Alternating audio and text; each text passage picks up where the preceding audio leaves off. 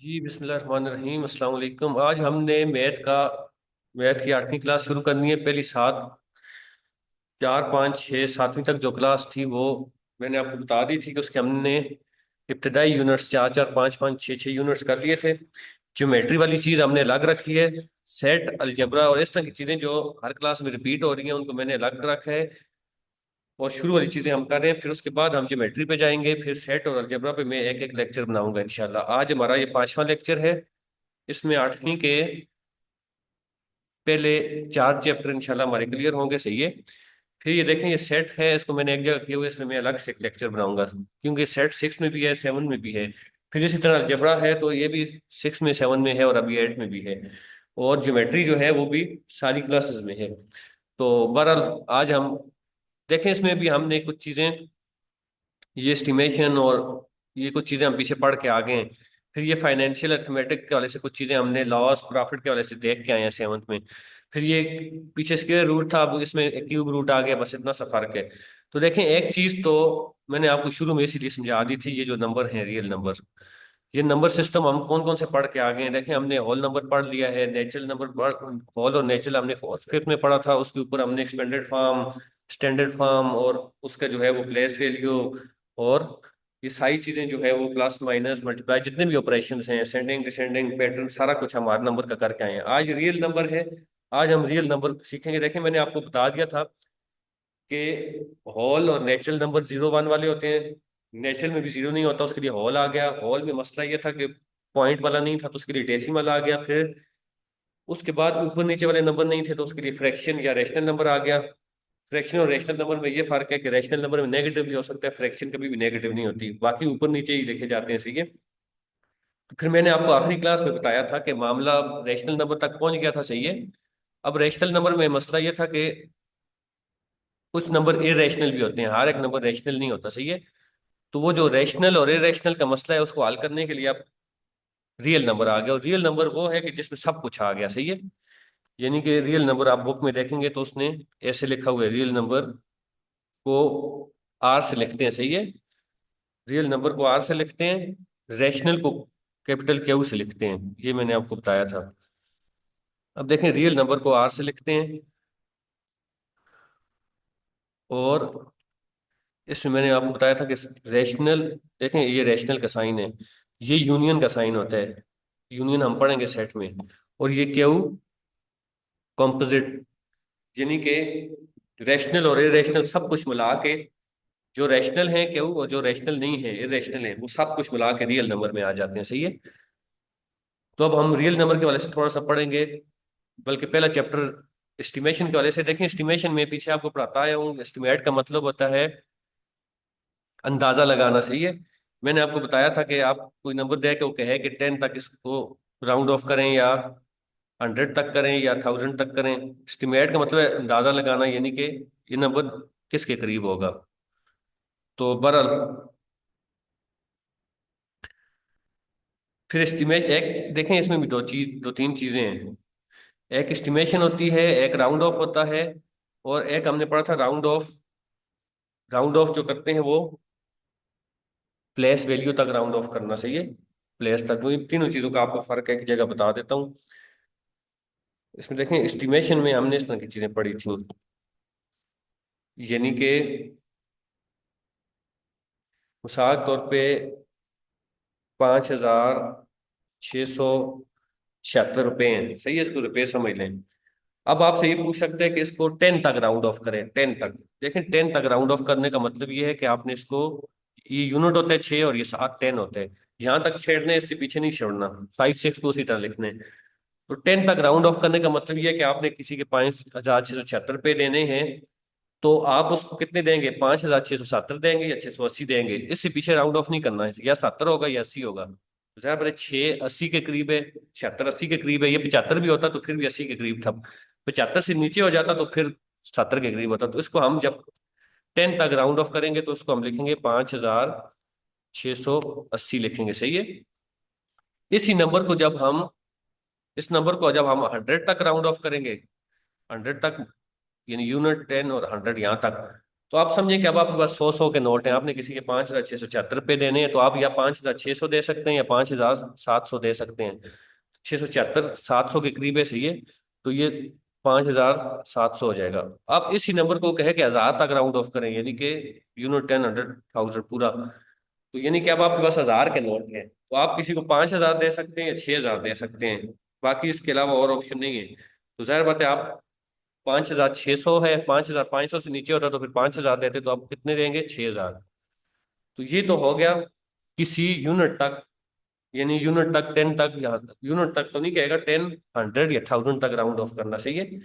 Place value तक round of करना। तो प्लेस वैल्यू तक जब भी राउंड ऑफ करने का कहे तो जाहिर बात है हमने इधर से गिनना है। प्लेस वैल्यू यहाँ से होती है यूनिट 10 100 और फिर राउंड ऑफ करना है। अगर आपको डिजिट तक राउंड ऑफ करने का कहे, यानी कि डिजिट तक किसी चीज को राउंड ऑफ करना या एस्टिमेट लगाना, मिसाल के तौर पे ये नंबर है, आपको कहे कि जी इसको आप 4 डिजिट तक राउंड ऑफ करें, यानी फिर आपने इधर से गिनने हैं। डिजिट तक जब राउंड ऑफ करने का कहेगा तो इधर से गिनने हैं, 1 2 3 4। अब 4 के बाद देखें क्या है, 5 है। 5 है, उससे बड़ा नंबर जब भी होगा तो ये 4 जो है, देखें पहले 3 नंबरों को तो उसी तरह लिखेंगे। अब 4 के बाद 5 है, 5 है, उससे बड़ा नंबर होगा तो ये 4 क्या हो जाएगा? 5 हो जाएगा। सही है। ये 4 नंबर तक राउंड ऑफ हो गया। अगर ये लेट्स सपोज यहाँ पे 5 ना होता, कम होता, 4 या 3 होता, 4 भी बेशक होता, तो फिर हमने इसको 1 2 3 4 ही करने हैं, इस नंबर को बढ़ाना नहीं है फिर। सही है। तो ये होता है डिजिट तक राउंड ऑफ करना। सही है। फिर हमने एक और चीज पढ़ी थी, सिग्निफिकेंट फिगर। पिछली क्लास में मैंने आपको पढ़ाया था, उसको भी आपने पहले उसको देखना है फिर इस पे आना है। सही है। तो इसमें मैंने आपको बताया था कि जो जीरो होते हैं शुरू में, वो सिग्निफिकेंट फिगर नहीं काउंट होते। सही है। और दरमियान में जीरो आए तो फिर वो काउंट होता है। आपको कोई नंबर दे के इस तरह भी कह सकते हैं कि ये नंबर है, इसको 4 सिग्निफिकेंट फिगर तक राउंड ऑफ करें। 4 का मतलब है पहले 4 ये, और आगे 0 0 लगा देते हैं। सही है। सिग्निफिकेंट फिगर में तो ये तीनों चीजों का फर्क याद रखना है। सही है। अगर ये शुरू में 0 0 होता तो जीरो से कोई फर्क, देखें जीरो, जीरो बेशक इसके पीछे जितने भी जीरो लग जाए, 1,000 जीरो लग जाए, इसकी रकम वही है जो है। देखें अब ये रकम है, मिसाल तौर पे ये रकम है, ये कितनी है? 123 है ना। इसके पीछे आप 1,000 जीरो भी लगा दें, ये 123 ही रहेगी। हाँ, आगे जब जीरो लगाएंगे तो फिर फर्क पड़ेगा। पीछे आप जितने जीरो लगाएं तो कोई फर्क नहीं पड़ता, इसलिए पीछे वाले जीरो कभी भी सिग्निफिकेंट फिगर में काउंट नहीं होते। अब इस नंबर को आपको कह दे कि 2 सिग्निफिकेंट फिगर तक राउंड ऑफ करें, ये नंबर है 2 से, आप अब जीरो शुमार करें तो आप इस तरह लिख देंगे उसको। तो जीरो को शुमार ही नहीं करना, वो ये लिखते हैं फिर। सही है। यहाँ से आगे सिग्निफिकेंट फिगर है। तो बहरहाल ये मैंने तीनों चीजों का आपको एक जगह दोबारा बता दिया। इस पूरे चैप्टर में यही चीज है, एस्टिमेशन। कहीं नंबर राउंड ऑफ करने का कहेगा, कहीं सिग्निफिकेंट फिगर तक कहेगा। ये देखें सिग्निफिकेंट फिगर दोबारा आ गया है। इसमें आपने एग्जाम्पल में आपको बताता हूँ एक आध, फिर एक्सरसाइज आपने खुद करनी है। सही है। अब देखें इस नंबर को कह रहे हैं कि 4, देर आर, यानी कितने ट्रीज हैं फॉरेस्ट में, और इसको 4 तक राउंड ऑफ करें, 4 सिग्निफिकेंट फिगर तक। तो 4 ये हैं, देखें सिग्निफिकेंट फिगर तक राउंड ऑफ करने के लिए या डिजिट तक राउंड ऑफ करने के लिए इधर से गिनेंगे, 1 2 3 4, आगे 0 0 लगा देंगे, ये इसका आंसर आ गया। सही है। तो इसमें भी देखेंगे, देखें इसमें अगर मिसाल तौर पे 6 5 7 2 के बाद 3 था, अगर ये 3 ना होता, ये 5 6 7 होता, 5 से बड़ी वैल्यू होती, तो ये हो जाता 6 5 7 3 हो जाता फिर। सही है। तो ये रूल मैंने पहले बता दिया था। बहरहाल इसमें 0 0 आखिर में लगाना है, सिग्निफिकेंट फिगर में 0 0 भी लगाना है। सही है। राउंड ऑफ करने के बाद तो किसी भी वैल्यू को, अब ये आपने खुद करना है। 3 सिग्निफिकेंट फिगर तक कहते हैं राउंड ऑफ करें इन नंबरों को। तो पहला क्या हो जाएगा? देखें सिर्फ जब कहेगा फलां प्लेस वैल्यू तक राउंड ऑफ करें, 10 तक करें, 100 तक करें, 1000 तक करें, फिर आपने इधर से गिनना है, क्योंकि 10 100 1000 इधर से गिने जाते हैं हमेशा। सही है। जब सिग्निफिकेंट फिगर तक राउंड ऑफ करने का कहेगा या डिजिट तक कहेगा तो फिर इधर से गिनने हैं। सही है। अब 3 तक कह रहा है ना, तो देखें 3 को आप इस तरह ऊपर अंडरलाइन कर लिया करें पेंसिल से। ये 3 तक आपको कह रहे हैं, तो 3 तक क्या बन रहे हैं? 672 बन रहे हैं। आगे देखें 4 है, बस ठीक है 672 ही रहेगा। आगे अगर 5 होता या 6 होता या 7 होता या 8 होता तो फिर ये 673 हो जाता। सही है। अब ये बाकी आपने खुद करने हैं, फिर आपका इंशाल्लाह ये मजीद पक्का हो जाएगा। अच्छा, दूसरा सवाल क्या है देखें एक्सरसाइज में। दूसरा सवाल कहते हैं कि फोर सिग्निफिकेंट फिगर तक राउंड ऑफ करें। बस वही, एक फिगर ज्यादा कर दिया उसने। अब पांच तक करें कह रहे हैं, रूल वही है, रूल नहीं चेंज होगा। डेसिमल नंबर को भी जब राउंड ऑफ करेंगे तो उसने आपने पॉइंट से परेशान नहीं होना, सही है। तीन तक कह रहे हैं ना, तो ये तीन है, 87.2। लेकिन आगे पांच है, इसको पहले 87.2 ही लिख लिया करें, पेंसिल से तीन ही लिख लिया करें, उसके बाद देखा करें कि या यहाँ तक हमने राउंड ऑफ कर लिया, उसके बाद नंबर क्या है, पांच है, छह है, सात है, पांच था, तो ये 87.3 हो जाएगा। सही है। तो इसलिए डिजिट तक भी करने में रूल वही है, सही है। ये कहता है कि चार तक करें आप, तो चार तक मिसाल के तौर पे चलें, इसको करके देख लेते हैं। 89.03, नहीं 04 हो जाएगा क्योंकि आगे छः है। सही है। पांच तक करें, वही चीज़ है। फिर आगे नीचे जो सवाल दे रहे हैं उनका मकसद भी वही होता है, मैंने पहले भी बताया है। इसी नंबर को राउंड ऑफ करने का कह रहे हैं, इस नंबर को राउंड ऑफ करने का कह रहे हैं, इसको कह रहे हैं। तो आपने सवाल समझना है, रिव्यू एक्सरसाइज खुद करनी है। अब रियल नंबर आ गया, देखें एस्टिमेशन पीछे करके आए हुए थे, मैंने दोबारा रिपीट भी कर दिया है। अब रियल नंबर आ गया, रियल नंबर समझना है। रियल नंबर मैंने आपको बता दिया है, जिसमें rational, irrational, integer, whole, natural सब कुछ आ जाता है उसमें, सही है। कोई भी नंबर उससे बाहर नहीं है। रियल नंबर के अंदर नेचुरल भी आते हैं, रियल नंबर के अंदर होल भी आते हैं, रियल के अंदर सारा कुछ आता है। रैशनल का मामला ये था कि रैशनल और इरेशनल अलग अलग थे। तो अब मैं आपको समझाता हूँ, बहुत आसान चीज़ है जिससे आप समझेंगे थे रैशनल और इरेशनल में फ़र्क क्या है, सही है। ये एस्टिमेशन नोट कर लें, सवाल खुद करने की कोशिश करनी है। एग्जाम्पल उसने समझाई होती हैं, मैं मजीद समझा के आपके लिए आसानी कर देता हूँ। फिर आपने खुद देखनी है, एक्सरसाइज करने की कोशिश करनी है, रिव्यू एक्सरसाइज लाजमी करनी है, उसमें बने बनाए एमसीक्यूज भी होते हैं। कोई सवाल हल नहीं हो रहा, पहला काम ये करें कि बुक से एग्जाम्पल देखें।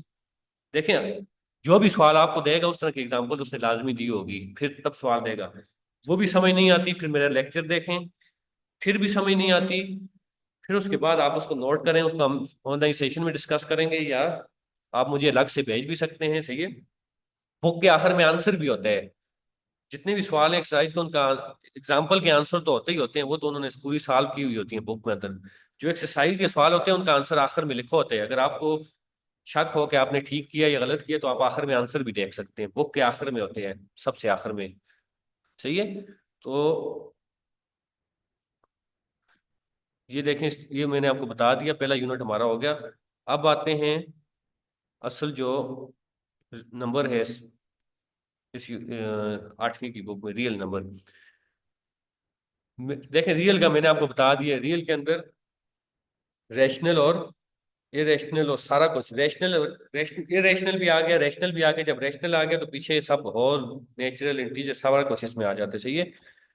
तो ये आर से होते हैं और ये बराबर होते हैं, सही है। अब देखें, रैशनल और इरेशनल का फर्क मैंने आपको समझाना है। पीछे क्योंकि इरेशनल नहीं था, सिर्फ रैशनल था। तो रैशनल और इरेशनल का फर्क क्या है। कुछ लोग इसको गलत करते हैं, कहते हैं कि जी जिसके ऊपर स्क्वायर रूट है वो रैशनल नहीं है, वो इरेशनल है, फलां फलां। हालांकि ऐसा नहीं है। स्क्वायर रूट वाला नंबर भी रैशनल हो सकता है, और हो सकता है नंबर ऐसा हो जिसके ऊपर स्क्वायर रूट भी ना हो, तो वो इरेशनल हो। तो इरेशनल की दो निशानियां हैं, ये इरेशनल इरेशनल की दो निशानियां हैं, समझ लें। बल्कि उससे पहले मैं आपको दो चीजें और समझाता हूँ। देखें, किसी भी नंबर को जब आप डिवाइड करते हैं किसी नंबर के साथ, देखें इसको आपने डिवाइड किया ना, 43 को आपने 5 के साथ डिवाइड किया, ये देखें, इसने 43 को 5 के डिवाइड डिवाइड किया, ये पूरा पूरा खत्म हो गया है। आखिर में जीरो आ गया, ये नंबर खत्म हो गया, सही है। जो नंबर खत्म हो जाए उसको कहते हैं टर्मिनेटिंग नंबर। देखें, एक बंदा है, उसको नौकरी से निकाल दिया जाता है, या उसको उसकी नौकरी खत्म कर ली जाती है, तो कहते हैं कि उसको टर्मिनेट कर दिया है। तो टर्मिनेटिंग नंबर वो होता है जो खत्म हो जाए। कौन सा होता है, एक नंबर होता है टर्मिनेटिंग। ये इस पे गौर करने, आपको इसी से समझ आएगा इरेशनल क्या होता है, सही है। ये नंबर टर्मिनेटिंग है, जो खत्म हो जाए, तकसीम होके दूसरे नंबर के साथ खत्म हो जाए। एक होता है नॉन टर्मिनेटिंग। कौन सा होता है, नॉन, यानी जो खत्म ना हो, आगे रिपीट होता, आप देखते हैं कुछ नंबर रिपीट होते रहते हैं, आगे खत्म ही नहीं हो रहे होते। तो फिर हम उसके पहले तीन चार नंबर लिख लेते हैं, बस उसको छोड़ देते हैं वहीं पे, सही है। अच्छा, एक और लफ्ज होता है रिपीट होने वाला, मैंने आपको बताया कुछ नंबर रिपीट भी होते हैं, रिपीट हो यानी कि रिपीट होने से मुराद ये कि एक दो तीन एक दो तीन एक दो तीन इस तरह के आंसर आएंगे आखिर में, मैं आपको बताता भी हूँ, सही है। इस रिपीट वाले की दूसरा नाम है रिकरिंग। क्या है? रिकरिंग। और ये जो नॉन रिपीट वाला है इसका नाम है नॉन रिकरिंग, यानी कि जो रिपीट नहीं होता। अब मैं आपको बताता हूँ, देखें कोई नंबर टर्मिनेटिंग भी हो सकता है, जो खत्म हो गया, 12 तकसीम हो गया, 4 पे 3 आंसर आ गया, खत्म हो गया, वो टर्मिनेटिंग है। जो खत्म नहीं होगा वो नॉन टर्मिनेटिंग है। और फिर जो खत्म नहीं होता, जो खत्म नहीं होता उसके अंदर भी दो चीजें मजीद हो सकती हैं। एक ये कि वो रिपीट हो रहे हैं, देखें एक नंबर है वो तकसीम हो रहे हैं बार बार, 1 2 3 आगे, 1 2 3 1 2 3 1 2 3 पॉइंट के बाद आ रहे हैं, वो नॉन टर्मिनेटिंग तो है, खत्म नहीं हो रहा, लेकिन रिपीट भी हो रहे हैं। और एक नंबर ऐसा हो जो ना तो खत्म हो रहा हो और ना ही रिपीट हो रहा हो, उसका आंसर इस तरह है 1.1 2 3 4 5 6 9, फिर 1 2 3, फिर बीच में 7 आ जाए, फिर यानी कि इस तरह का नंबर। देखें मैं आपको बता भी देता हूँ। देखें टर्मिनेटिंग का तो बहुत आसान है। टर्मिनेटिंग 12 को हमने तकसीम किया 4 पे, आंसर आ गया 3, ये नंबर खत्म हो गया, टर्मिनेट हो गया, बात खत्म हो गई। नॉन टर्मिनेटिंग वो होता है जो खत्म ना हो, मिसाल तौर पे किसी नंबर को तकसीम करें तो उसका आंसर ऊपर इस तरह आ रहा हो, 1.1 2 3 4 9 8 6 7, या इस तरह आ रहा हो, या एक और हाल है, या उसका आंसर इस तरह आ रहा हो 1.1 2 3 1 2 3 1 2 3 1 2 3। अब देखें ये भी नहीं खत्म हो रहा, ये भी नहीं हो रहा है, दोनों नॉन टर्मिनेटिंग ही है, दोनों खत्म नहीं हो रहे, लेकिन दोनों में फर्क क्या है? ये रिपीट हो रहे हैं बार बार, 1 2 3 1 2 3 1 2 3, या ये दो में भी हो सकते हैं, 1 2 1 2 1 2, या चार में भी हो सकते हैं, जोड़ चार का जोड़ा भी बन सकते हैं, 1 2 3 1 1 2 3 1 1 2 3 1। अब आपने समझना क्या है कि ये नंबर टर्मिनेटिंग है, ये नॉन टर्मिनेटिंग है, और रिपीट हो रहा है, नहीं हो रहा। ये इसको मैं ऊपर लिख लेता हूँ। ये कौन सा है? ये है, चलें नॉन टर्मिनेटिंग के अंदर ही हैं ये दोनों, ये रिपीटिंग है और ये नॉन रिपीटिंग है, सही है। अब देखें आपने समझना क्या है, बल्कि इसको मैं ऊपर ही लिख लेता हूँ, आप इसमें कंफ्यूज ना हो जाएं।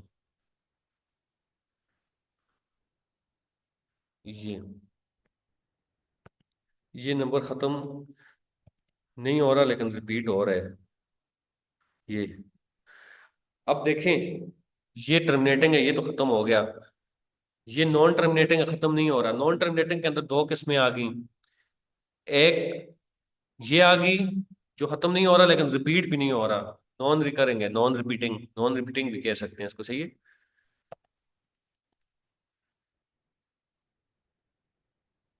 और ये नॉन टर्मिनेटिंग है लेकिन रिपीट हो रहा है, कम से कम खत्म नहीं हो रहा लेकिन रिपीट तो हो रहा है ना, 1 2 3 1 2 3 1 2 3 1 2 3, इसको शार्ट करके फिर आखिर में 1.1 2 3 लिख देते होते हैं, सही है। अब इरेशनल नंबर वो होगा जो, इरेशनल नंबर वो होगा जो ना खत्म हो रहा है और ना रिपीट हो रहा है, समझ आ गई? ये नंबर इरेशनल है, ये वाला, ये ना खत्म हो रहा है और ना रिपीट हो रहा है। बस इरेशनल की दो निशानी है, ना वो खत्म हो रहा है ना रिपीट हो रहा है। अगर वो खत्म नहीं हो रहा लेकिन रिपीट हो रहा है, फिर भी वो इरेशनल नहीं है, रेशनल है फिर। इरेशनल दोनों शर्तों पे ऊपर पूरा उतरेगा, खत्म भी नहीं हो रहा और रिपीट भी नहीं हो रहा। तभी मैंने आपको कहा है कि कुछ लोग कहते हैं जी कि जो स्क्वायर रूट वाला है वो इरेशनल होते हैं। अब स्क्वायर रूट वाला तो स्क्वायर रूट ऑफ 4 भी है, 4 का स्क्वायर रूट निकालें तो 2 नहीं आएगा, तो ये तो खत्म हो गया। 9 का स्क्वायर रूट निकालें तो 3 नहीं आएगा, ये भी खत्म हो गया है। और मैं आपको एक और ऐसा नंबर बताता हूँ, ये जो पाई होती है, पाई 3.14, हम इसको 3.14 लिखते हैं लेकिन इसकी वैल्यू आगे अजीब सी इस तरह जाती रहती है, मैं मिसाल दे रहा हूँ, सही है। तो अब ये स्क्वायर रूट तो नहीं है इसके ऊपर, लेकिन ये रैशनल फिर भी है, क्योंकि एक तो खत्म नहीं हो रही और दूसरी रिपीट नहीं हो रही। अब आपको ये अपने पास नोट कर लें फर्क इरेशनल का, और देखें ये चीजें वो समझा रहे हैं। इस एग्जांपल में उसने आपको ये चीज समझाई है कि टर्मिनेटिंग ये होता है, ये खत्म हो गया है। इस एग्जांपल में आपको इसने पाई की मिसाल, देखें पाई का मैंने आपको बताया था 3.142, ये आगे चलता रहेगा चलता रहेगा, ये 6 तकसीम होगा फिर भी खत्म नहीं होगा। तो ये है, ये ना खत्म हो रहा है और ना रिपीट हो रहा है, तो इसलिए ये इरेशनल है। सही है, दो शर्तों पे पूरा उतरेगा तो इरेशनल होगा। दोनों शर्तें मैंने आपको बता दी हैं। अब ये क्या है, ये वाला, ये 32 को तकसीम किया 7 पे, 4.571 आ रहा है। रिपीट भी नहीं हो रहा, पहले 5 आया, फिर 7 आया, 1 आया, अब हो सकता है आगे कोई और आ जाए। तो ये भी इरेशनल है। सही है, ना खत्म हो रहे और ना रिपीट हो रहे हैं। तो बहरहाल ये क्या है, अब 2 को 3 पे तकसीम किया, ये खत्म तो नहीं हो रहा, लेकिन रिपीट तो और है ना, 6 6 6 यार है, आगे भी इस तरह ही आएगा। तो ये बेशक नॉन टर्मिनेटिंग है, लेकिन रिपीट है, तो इसलिए ये रैशनल है, रैशनल नहीं है। ये रैशनल की दोनों शर्तें बहरहाल मैंने काफी बार रिपीट करके बता दिए, अपने पास नोट कर लें। कुछ सवाल खुद करेंगे तो अब तब आपको जाके आगे क्लियर होगा। अब एक्सरसाइज पे जाते हैं। ये देखें, अब इसका क्या मतलब है। इसमें कह रहे हैं टर्मिनेटिंग कौन से और नॉन टर्मिनेटिंग कौन से हैं। देखें, ये जो ऊपर हम लगाते हैं ना, ये बार, पीछे हमने पढ़ा था बार की तरह है। इसका मतलब ये है कि ये नंबर रिपीट हो रहे हैं, 0.4545454545 है इसका मतलब। सही है, तो जब ये रिपीट हो रहा है तो फिर ये क्या है, ठीक है, खत्म नहीं हो रहा लेकिन रिपीट तो हो रहा है ना, तो फिर ये नॉन, अच्छा सिर्फ ये नॉन टर्मिनेटिंग टर्मिनेटिंग ही पूछा, अभी रेशनल रेशनल नहीं पूछा। तो ये जितने भी जिनके ऊपर ये रिपीट भी हो रहे हैं, तो ये सारे नॉन टर्मिनेटिंग है। ये नॉन टर्मिनेटिंग है, सही है, बेशक रिपीट हो रहे हैं लेकिन है नॉन टर्मिनेटिंग है। ये भी नॉन टर्मिनेटिंग है। जिसके ऊपर ये वाला साइन है, ये डॉट है, ये डॉट का मतलब है कि ये नॉन टर्मिनेटिंग है लेकिन रिपीट भी नहीं हो रहा। जिसके ऊपर बार है वो रिपीट हो रहा है। अब इसमें टर्मिनेटिंग कौन कौन से हैं, जिसके ऊपर ना बार होगी और ना डॉट्स होंगे, ये टर्मिनेटिंग है 0.1, ये खत्म हो गया है। ये टर्मिनेटिंग है, ये भी खत्म हो गया है। ये भी खत्म हो गया 3.12, ये भी खत्म हो गया। ये जिसके ऊपर बार है, ये निशानी है रिपीटिंग नॉन टर्मिनेटिंग की। जिसके ऊपर ये है, ये निशानी है नॉन रिपीटिंग नॉन टर्मिनेटिंग की। और इसी को तो इरेशनल कहते हैं। आपसे अगर इरेशनल पूछ रहा होता तो ये डार्ट वाले सारे इरेशनल थे फिर। सही है। अब देखें, रिपीट और नॉन रिपीट का पूछ रहे हैं। रिपीट कौन से हो रहे हैं और नॉन रिपीट कौन से हैं। ये नहीं रिपीट हो रहा, ये भी नहीं हो रहा, ये हो रहा है 1 2 3 1 2 3 फिर आ गए। ये भी नहीं हो रहा, ये हो रहा है 9 9 9 आ रहा है। ये भी नहीं हो रहा, ये भी नहीं हो रहा, ये भी हो रहा है 1 4 5 4 5 4 5 आ रहा है। सही है, तो अब आपको ये समझ आ गई होगी। अब कह रहे कि इसको डेसिमल में कन्वर्ट करें। डेसिमल में कन्वर्ट करने का फ्रैक्शन से मैंने तरीका बताया हुआ है, 2 को अंदर रखें, 3 को बाहर रखें, डिवाइड करें। फिर आपने इसमें ये भी बताना है कि खत्म कौन सा हो रहा है और कौन सा नहीं हो रहा, बस। फिर कहते हैं कि इसको शार्ट फॉर्म में लिखें। शार्ट फॉर्म देखें, आप रिपीटिंग वाली की शार्ट फॉर्म लिख सकते हैं, मैंने आपको बताया है। इसकी इसकी शार्ट फॉर्म होगी 0.35, ऊपर बार डाल देंगे, यानी 3535 रिपीट हो रहे हैं। इसकी 1 2 7 लिख के ऊपर बार डाल देंगे। रिपीटिंग वाले की शार्ट फॉर्म आप लिख सकते हैं, सही है, इस तरह। अच्छा, बहरहाल ये एक्सरसाइज देखें खत्म हो गई है। इसमें 2 3 चीजें एक चीज समझने की है, और देखें बहुत इंपॉर्टेंट है ये सवाल। अब मल्टीप्लाई के आगे हैं, चीजों को मल्टीप्लाई करना, तकसीम करना। बस इसमें जो मेन चीज थी वो आपको उसने रेशनल और रैशनल का फर्क समझाना था। सही है, और रैशनल नंबर आपको पता है, फिर दोबारा रैशनल नंबर समझा रहे हैं आपको। पीछे पढ़ के आए हैं, पी रेशो क्यू की फॉर्म में होते हैं और क्यू जीरो नहीं होता। सही है, और इरेशनल वो होते हैं जो ना खत्म हो रहे हो ना रिपीट हो रहे हो। अब देखें ये वाला नंबर, अब ये भी देखें इसकी रूट है, लेकिन ये जब इसको आप हल करेंगे तो ये रेशनल निकलेगा, ये रिपीट भी नहीं हो रहा होगा और खत्म भी नहीं हो रहा होगा। ये देखें खत्म हो जाता है, 3 आता है इसका आंसर, ये रेशनल है। इसलिए ये जो लोग कहते हैं कि स्क्वायर जिसके ऊपर है तो वो रेशनल है, वो गलत है। सही है। अब रियल नंबर को नंबर लाइन पे कैसे लिखते हैं, वही तरीका है जिस तरह इंटीजर को लिखते थे। जीरो दरमियान में है, इस तरफ नेगेटिव है, इस तरफ पॉजिटिव है, क्योंकि देखें रियल नंबर के अंदर वही आ जाते हैं ना, कहीं होल आ जाएगा, कहीं नेचुरल आ जाएगा। अब कहते हैं कि इसमें रैशनल कौन से हैं और इरेशनल कौन से हैं। कुछ तो देखें ये सामने नजर आ रहे हैं, ये रैशनल है, जाहिर बात है। इसको हल करना पड़ेगा, हल करके भी 0.5 आएगा तो भी ये रैशनल है। तो ये आप हल करेंगे। ये कौन सा है, ये रैशनल है, क्योंकि ये खत्म नहीं हो रहा लेकिन रिपीट हो रहा है। जिसके ऊपर बार होगी वो रैशनल है, सही है, जिसके ऊपर डार्ट्स होंगे वो रैशनल है। बाकी आपको खुद करने पड़ेंगे देखने के लिए कि खत्म हो रहे हैं। अगर खत्म हो रहे हैं तो फिर तो रैशनल है, अगर नहीं खत्म हो रहे तो फिर भी देखना पड़ेगा रिपीट हो रहे हैं। रिपीट हो रहे हैं तो फिर भी रैशनल है। अगर खत्म भी नहीं हो रहे, रिपीट भी नहीं हो रहे, फिर रैशनल है। देखें एब्सोल्यूट वैल्यू हम पीछे पढ़ के आए थे, एब्सोल्यूट वैल्यू में माइनस प्लस हो जाते हैं, प्लस को नहीं छेड़ना, प्लस प्लस ही रहते हैं, माइनस सिर्फ प्लस हो जाते हैं।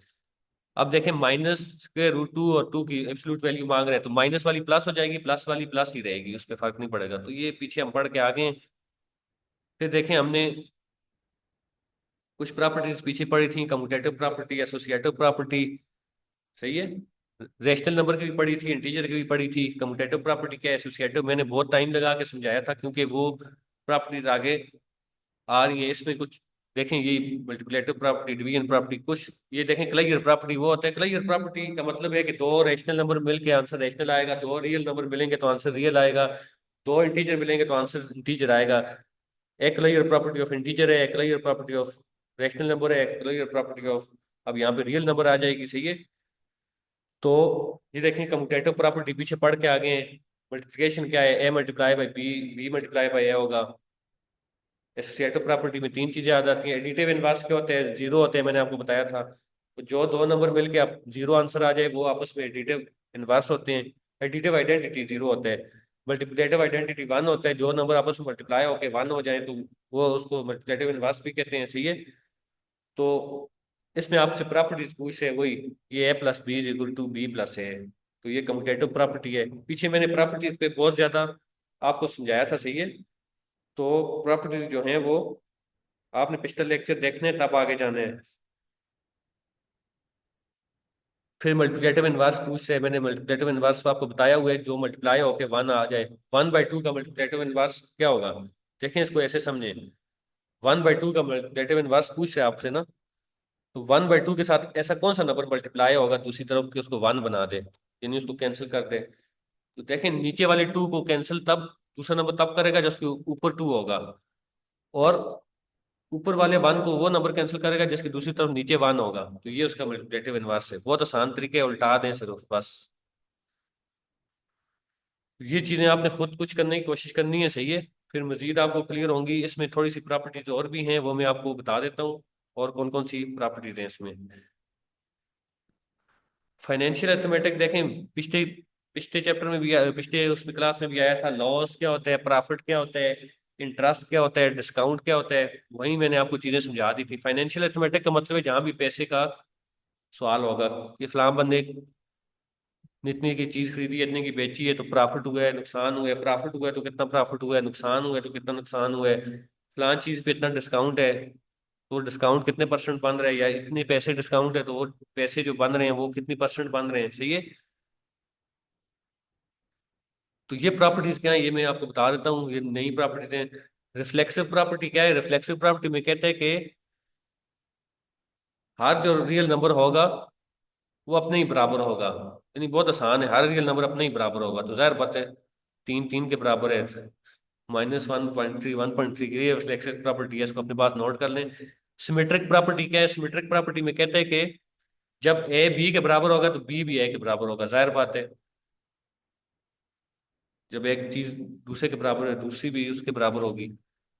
बहुत आसान सा है। ट्रांजिटिव प्रॉपर्टी क्या है, ट्रांजिटिव प्रॉपर्टी ये है कि तीन रियल नंबर है, इसका मतलब होता है ABC belongs to real number की प्रॉपर्टी है, सही है। कहते हैं कि अगर ए बी होगा बी सी होगा, ए बी के बराबर होगा, बी सी के बराबर होगा, तो कहते हैं कि ए बी सी के बराबर होगा, जाहिर बात है। ए अगर बी के बराबर है और बी आगे से सी के बराबर है तो ए भी तो सी के बराबर होगा फिर। तो ये आ गई ट्रांजिटिव प्रॉपर्टी, इसमें तीन चीजें आ गई।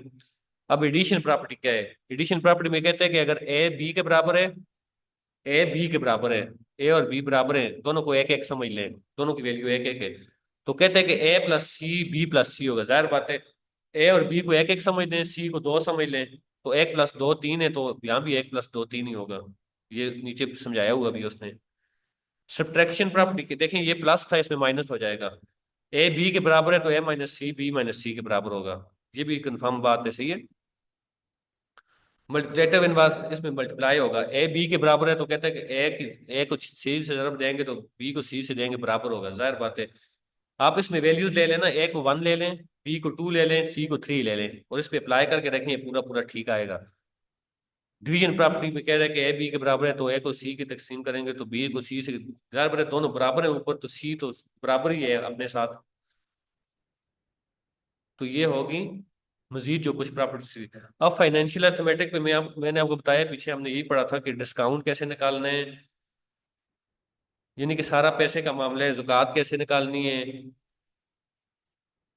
प्रोपोर्शन हमने पीछे भी पढ़ा था।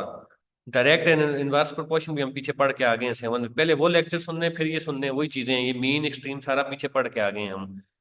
मैंने आपको बताया था जब डायरेक्ट रिलेशन हो, एक चीज के बढ़ने से दूसरी चीज बढ़ रही हो, तो नंबरों को उसी तरह ऊपर नीचे लिखने हैं। और जब इनवर्स प्रोपोर्शन हो, इनवर्स का मतलब है एक चीज के बढ़ने से दूसरी चीज का कम होना, तो फिर मैंने कहा था कि नंबरों को उल्टा देना है आपने। जो इनवर्स प्रोपोर्शन में है सिर्फ उनको उल्टा देना है, सही है। यूनिटरी मेथड भी पीछे मैंने आपको बताया था। इसमें फर्क यह है कि प्रोपोर्शन, पीछे दो प्रोपोर्शंस थी, अब तीन होंगी, सही है। पीछे दो थी, अब तीन भी हो सकती हैं। तीन वाला मैं आपको बता देता हूँ एक। डायरेक्ट इनडायरेक्ट मैं पीछे बता के आया हूँ, पहले वो सुने फिर इस पे आने हैं, सही है।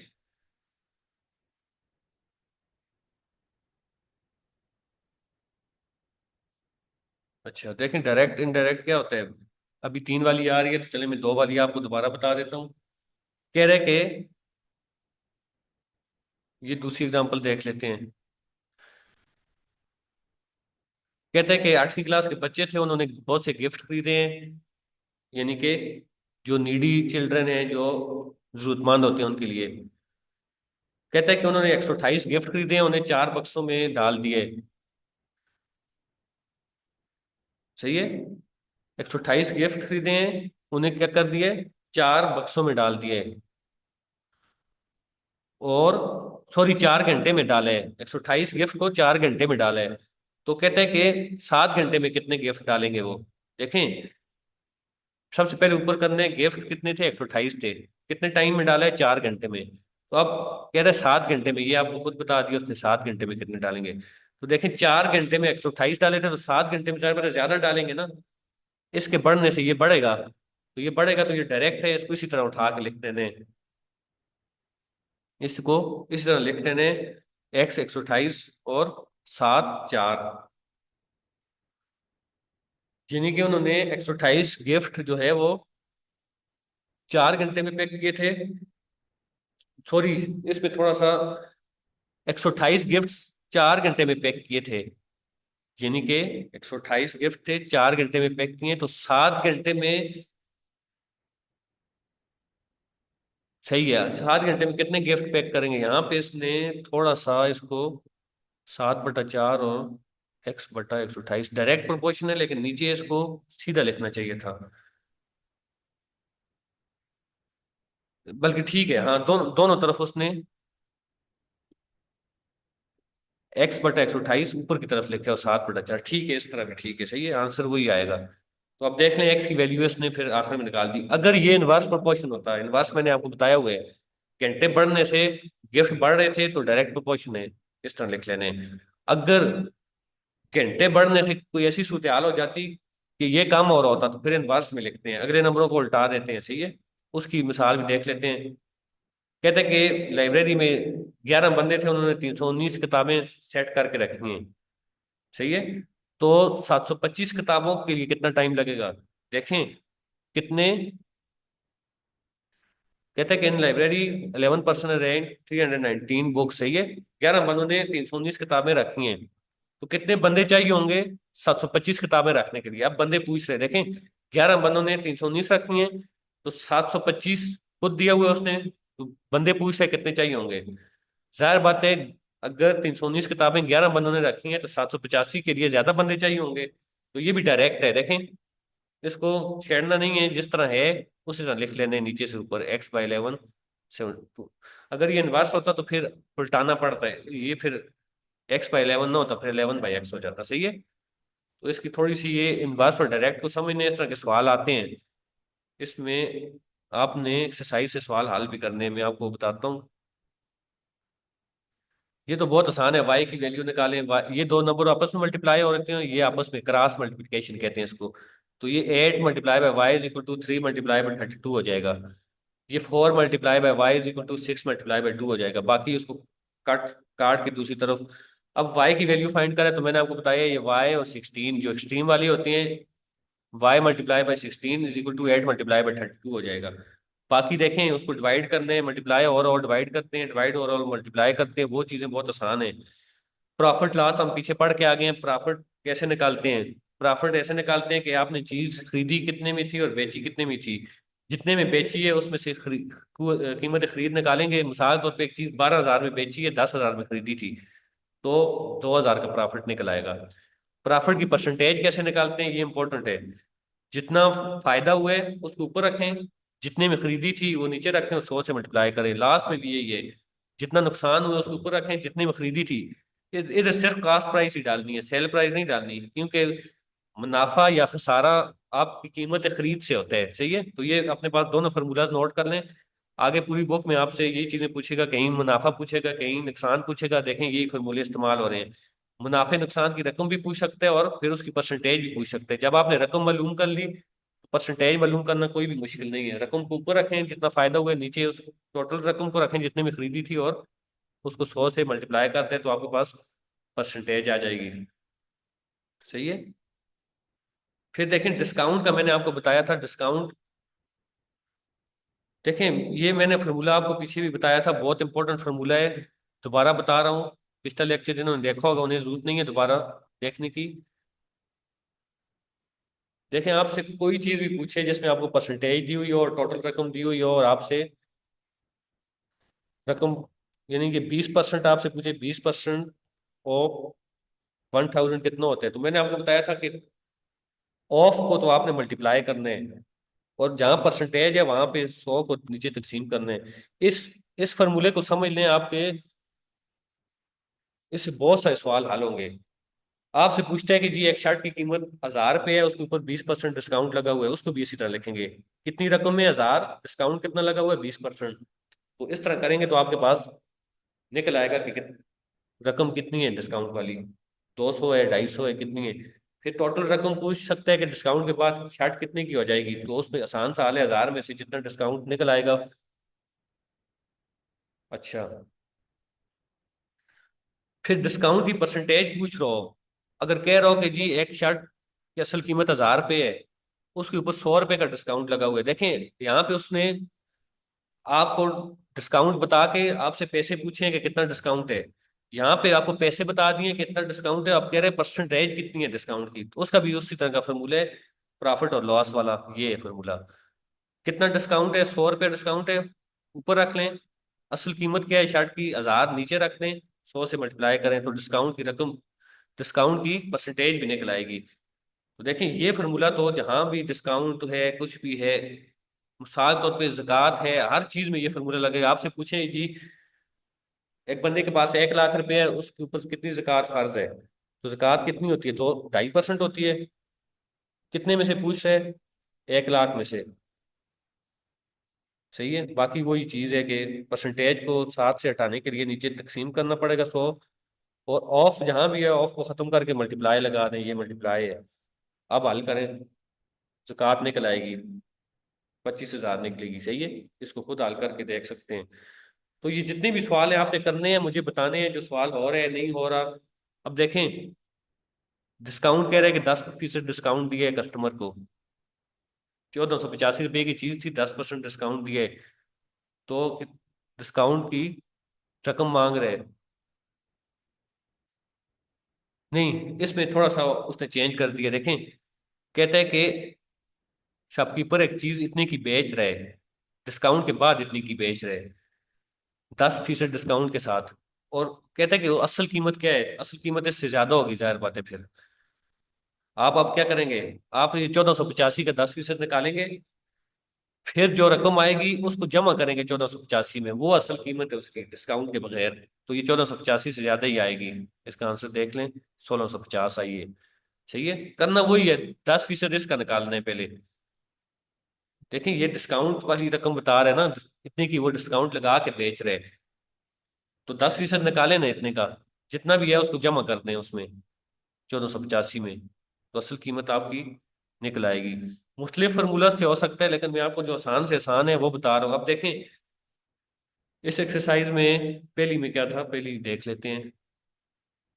पहली में तो यही चीज थी, हाँ पहली मैंने बता दिया आपको। चाहिए, दूसरी में देखें यही पूछ रहे हैं कि एक चीज है उसकी कास्ट प्राइस कहते हैं जितने में खरीदी की हो, कास्ट प्राइस उसकी 3900 है, बेची उसको 3800 में, तो पूछ रहे कि प्रॉफिट कितना हुआ है। ज्यादा मतलब प्रॉफिट ही हुआ है, कास्ट प्राइस ज्यादा है, नहीं। कह रहे हैं कि पहले ये फाइंड करें कि प्रॉफिट हुआ है या नुकसान हुआ है, दोनों चीजें, और फिर उनकी परसेंटेज भी फाइंड करें। तो पहले देखना ये है कि कीमत खरीद ज्यादा है या जो बेची है, सेल कहते हैं बेचने को, 3900 की खरीदी है, 3800 की बेची है, तो जाहिर बात है ये तो 100 रुपये का नुकसान कर दिया उसने। तो 100 रुपये का नुकसान है। नुकसान कितने परसेंट हुआ है उसका फॉर्मूला मैंने बता दिया, 100 को ऊपर रखेंगे, कास्ट प्राइस को नीचे रखेंगे और 100 से मल्टीप्लाई कर देंगे। ये सारे सवाल फिर इसी तरह हैं। अच्छा, इसमें आगे एक और इम्पोर्टेंट फार्मूला आ रहा है, ये अपने पास नोट करें अभी। ये फार्मूला अपने पास नोट करें, इससे आपके बहुत से सवाल निकलेंगे। मार्कअप, मार्कअप कहते हैं जो कीमत लगी हुई होती है, शर्ट शर्ट के ऊपर है या घड़ी के ऊपर। मार्कअप का फॉर्मूला है P multiply by R multiply by T divided by 100। इसको नोट कर लें अपने पास। पी, आर किसको कहते हैं, मैं पहले आसान चीज बता देता हूँ। आर कहते हैं रेट को, 2%, 5%, 10%, जो डिस्काउंट भी होता है, 10%, 15%, 20%, वो होता है रेट। यहाँ भी परसेंट की बात, ये परसेंट है ना, तो ये रेट है, ये आर है। टी होता है टाइम पीरियड। कहीं पे आपसे पूछ होगा कि जी एक बंदे के पास इतने पैसे हैं तो 2 साल बाद इतना डिस्काउंट, इतना उसके ऊपर सूद लग रहा है तो कितने पैसे हो जाएंगे, तो वो होते हैं टाइम पीरियड। 2 साल है तो यहाँ दो लिखने हैं, 3 साल है तो 3 महीने दिए हो तो महीनों में लिख लेने। देखें ये दो चीजें समझ ली आपने, रेट और टाइम। पी क्या है? पी है प्रिंसिपल वैल्यू। प्रिंसिपल वैल्यू कहते हैं असल कीमत। अब मैं आपको एक सवाल बताता हूँ। इस फॉर्मूले में कहीं आपसे मार्कअप पूछेगा, ये चीजें सारी आपको दे दी होंगी उसने।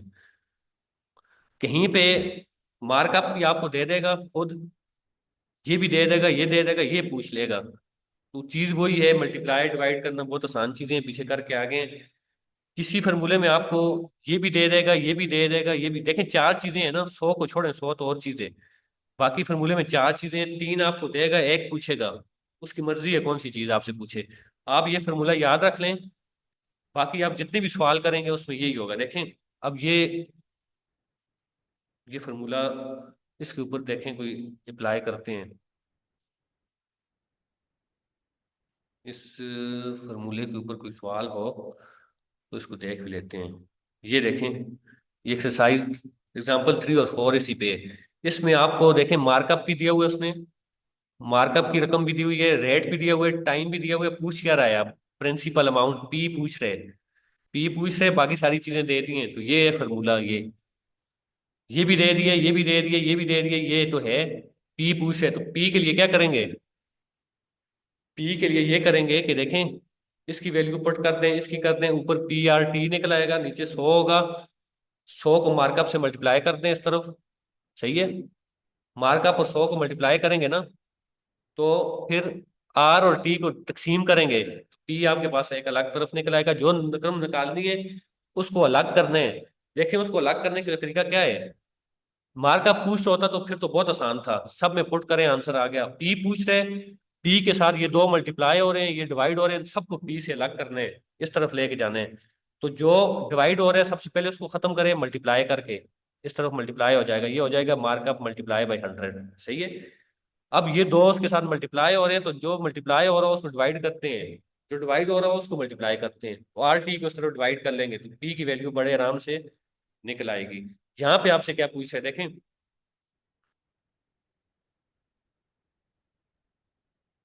अब यहाँ पे उसने रेट भी दिया हुआ है, टाइम पूछ रहे हैं अब, टाइम पूछ रहे हैं। सही है। रेट भी दे दिए, और क्या क्या दे दिए ये आगे इसमें देखते हैं फॉर्मूले में। रेट भी उसने दे दिया है,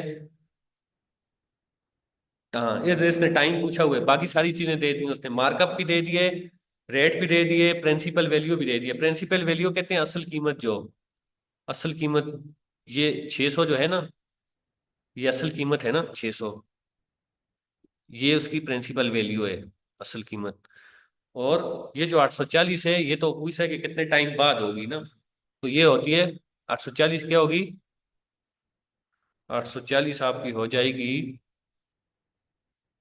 840 को कहाँ पे उसने पुट किया है?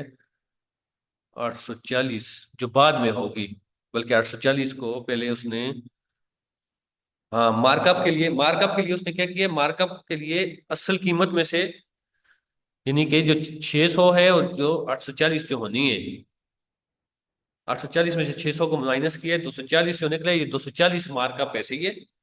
मार्कअप का मतलब क्या होता है? मार्कअप का मतलब आप समझ लें कि इंटरेस्ट, यानी कि जितनी रकम बढ़ेगी उस टाइम में, ये असल रकम है, ये जितनी हो जाएगी, इन दोनों का जो फर्क है वो मार्कअप है, सही है।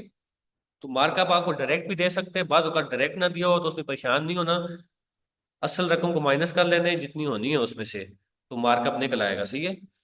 तो इस तरह के एग्जांपल एक ही फॉर्मूले के अंदर देखें, घुमा फिरा के कभी एक चीज दे रहे हैं दूसरी पूछ रहे हैं। अब इसमें क्या कर दिया उसने, इसमें आपको उसने रेट भी दे दिया, रेट देखें परसेंट में कोई भी चीज हुई वो रेट है, रेट भी दे दिया, टाइम पीरियड भी दे दिया 2 साल, ये देखें, रेट की जगह रेट डाल दिया, टाइम पीरियड की जगह टाइम डाल दिया। 10,000 क्या है? 10,000 है प्रिंसिपल वैल्यू, असल कीमत 10,000 है, सही है। तो अब आपसे मार्कअप पूछ रहे हैं, तो बहरहाल ये तो आसान है, लेफ्ट साइड वाली चीज पूछे जो अकेली चीज है वो ही उसने पूछ ली, तो फिर तो मसला ही नहीं है, ना किसी को डिवाइड करने की जरूरत है ना मल्टीप्लाई करने की जरूरत है, रकम पहले किसी अकेली है। अच्छा, अब देखें इसमें यही कह रहे हैं कि पी भी है, टी भी है, आर भी है, मार्कअप फाइंड करें। अब कह रहे हैं मार्कअप भी है, टी भी है, आर भी है, पी फाइंड करें, तो वही यानी कि बात होगी, कभी एक दे के दूसरी पूछ ली, कभी दूसरी दे के। इसमें जो नई चीज है वो कंपाउंड प्रोपोर्शन है, देखें। अभी तक हम प्रोपोर्शन जो है ना, वो पीछे हमने पढ़ा था डायरेक्ट और इनडायरेक्ट प्रोपोर्शन का, उसमें आपने देखा होगा कि दो वैल्यूज होती थी, इसमें अब तीन आ गई हैं। अब तीनों का देखने हैं, इसका इसके साथ भी ताल्लुक देखने हैं, इसके साथ भी देखने हैं, डायरेक्ट है या इनडायरेक्ट है। जिसके साथ डायरेक्ट है उसी तरह लिखने हैं, जिसके साथ इनडायरेक्ट है उसको उल्टा देने हैं। देखें ये डायरेक्ट, अगर ये तीनों डायरेक्ट ताल्लुक में होती, इसके पढ़ने से ये बढ़ रहा है और इसके पढ़ने से ये बढ़ रहा है, तो देखें उसी तरह लिख लेने हैं उसको, सीधा सीधा। अगर जो चीज कम हो रही है दूसरे के साथ इनवर्स है तो उसको उल्टा देना है। इसकी एक एग्जांपल भी देखेंगे, ये आपको क्लियर हो जाएगा। अब कहते हैं कि अब कहते हैं कि 30 बंदे हैं, 30 बंदे हैं, 20 किलो आटा खा रहे हैं 25 दिन में। कितने बंदे हैं पहले ये लिखने हैं, कितने किलो आटा खा रहे हैं? 20 किलो, कितने दिन में? 25 दिन में। अब कहते हैं कि अगर बंदे 15 हो तो वो 30 दिन में कितना आटा खाएंगे?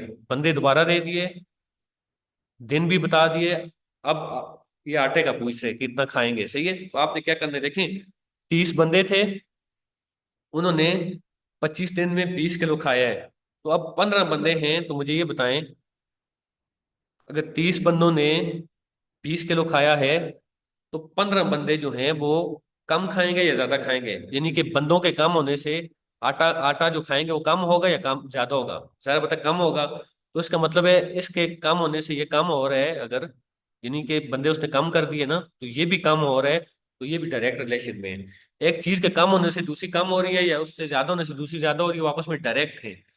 हाँ, एक के कम होने से दूसरी बढ़ रही है, दूसरे के बढ़ने से दूसरी कम हो रही है, तो फिर वो इनवर्स है। तो देखें ये डायरेक्ट रिलेशन में है, बंदों के कम होने से आटा कम होगा, सही है। तो ये आपस में डायरेक्ट रिलेशन में है, सही है। दिन के बढ़ने से, दिन के बढ़ने से क्या होगा आटा, यहाँ पे दिन बढ़ गए हैं, तो आटा क्या होगा, दिन के बढ़ने से कम होगा या बढ़ेगा? तो बढ़ेगा। तो ये भी आपस में डायरेक्ट हैं और ये भी आपस में डायरेक्ट हैं, तो तीनों देखें वही है, तीनों को सीधा सीधा लिख लिया, x/20 = 30/25 मल्टीप्लाई बाय, ये जो चीज पूछ रहा होता है ये लेफ्ट साइड पे रखनी है, दूसरी दोनों को मल्टीप्लाई करने हैं दूसरी साइड पे। तो आपके पास आराम से 12 किलो आटा निकल आया है, 15 बंदे फिर 12 किलो आटा खाएंगे, यानी कि बंदों के कम होने से आटा कम हो गया है। तो यहाँ पे बाज औकात इनवर्स भी होते हैं, इनवर्स वाली कोई एग्जांपल देख लेंगे, आपको चीज समझ आ जाएगी। बाकी देखें ये चीजें वही हैं सारी, इसमें से आपने एक एक दो दो सवाल खुद करने की कोशिश करनी है। इंश्योरेंस भी वही होती है, परसेंटेज ही होती है। देखें कह रहे कि 8 लाख रुपया था, उसके ऊपर 3% इंश्योरेंस है, तो वो कितनी होगी? वही वही फॉर्मूला है, 3% ऑफ 8 लाख करें, सही है। तीन को ऊपर रखें, नीचे 100 डिवाइड कर दें और आगे मल्टीप्लाई कर दें 8 लाख। तो ये आपका निकल आएगा, सही है। अच्छा, इसमें इस तरह की चीज भी हो सकती है कि दो तीन चीजें पूछ ले, फर्स्ट प्रीमियम कितनी होगी, सेकंड कितनी होगी, थर्ड कितनी होगी। तो इसमें फर्क यह है कि आपने पहले फर्स्ट निकालनी है, जितनी रकम बचेगी फिर उसमें से सेकंड निकालनी है, फिर जितनी बचेगी उसमें से थर्ड निकालनी है, सही है। तो ये सवाल आपने, यानी कि वो कह रहा था कि 9,50,000 रुपये है, सही है। और 30,000 जो है उस पे, अच्छा इसमें तो एक ही चीज पूछ रहे हैं, जिसमें देखें ये फर्स्ट सेकंड थर्ड वाली जो एग्जांपल है वो ये तो यहाँ पे हल होगी। जो फर्स्ट सेकंड थर्ड वाली है वो अगर तीन किस्म की प्रीमियम पूछ ले, फर्स्ट कितनी है, सेकंड कितनी है, थर्ड कितनी है, तो पहले फर्स्ट को फाइंड करना है, फिर जो रकम बचेगी उसमें से सेकंड को करना है, और फिर जो बचेगी उसमें से थर्ड को करना है। बहरहाल ये अगले लेक्चर में मैं दोबारा रिपीट कर लूंगा, सही है। और फिर आगे हम फोर्थ यूनिट जो है वो फिर हमारा जो है वो रह जाएगा अगले लेक्चर में इंशाल्लाह। हम देख लेते हैं, हाँ फिर स्क्वायर रूट और क्यूब रूट वाला रह जाएगा, ये थोड़ा सा है, square root and cube root.